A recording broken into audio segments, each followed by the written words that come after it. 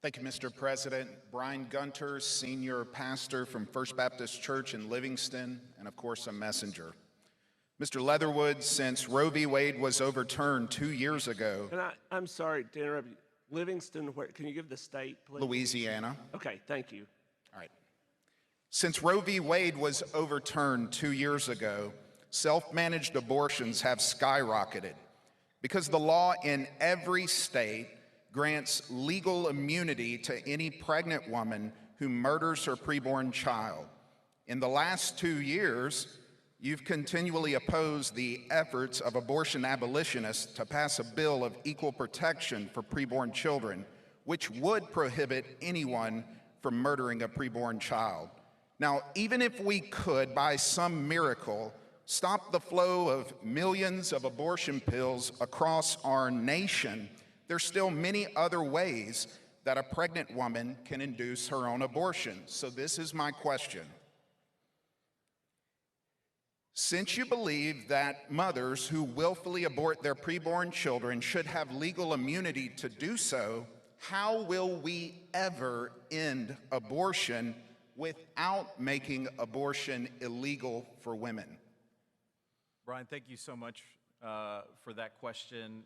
I think this is maybe the third year in a row you and I have had the opportunity to dialogue about this, and I'm thankful for that. And as a matter of fact, I know right at the beginning of this annual meeting, you and I were able to spend about 30 minutes in the back of the room talking through some of your concerns. But thank you again for bringing them here, because this is a conversation that I think we need to have, and I want to make sure that I am clear on where we stand, because as my communications director, Julie Masson, often reminds me, clarity is kindness. June 22nd, 2022. Does anybody know what happened that day? That was the day that we got the Dobbs decision. And that was the day that abortion was outlawed in the state of Louisiana. It was outlawed in the state of Louisiana because of something known as a trigger law that said if Roe v. Wade was ever to be overturned, abortion in the state of Louisiana would be outlawed. I am thankful for legislators who had the foresight to create legislation and put it into law just like that. That happened in several states, and Louisiana is one of them.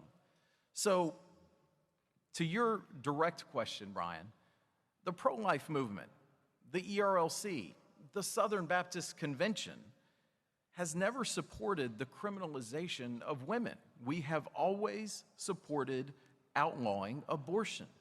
And as you and I discussed in the back of this room, we want to get to that day. You and I have the same objective, where abortion is no more. So you and me, brother, we are there. We simply have a slightly different opinion about how to get there. But I would suggest that if we take your path, we actually will move that day further away. And in the process, we will lose more lives. The Dobbs decision was initiated by a law that was an incremental law, and that's where I am. I'm an incrementalist.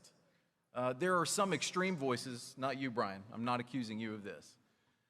There are some voices out there that have said something to the effect of, dig a hole for a mother and throw her in it. That's not helpful rhetoric. That's extreme rhetoric, and we all should reject that if we ever hear that.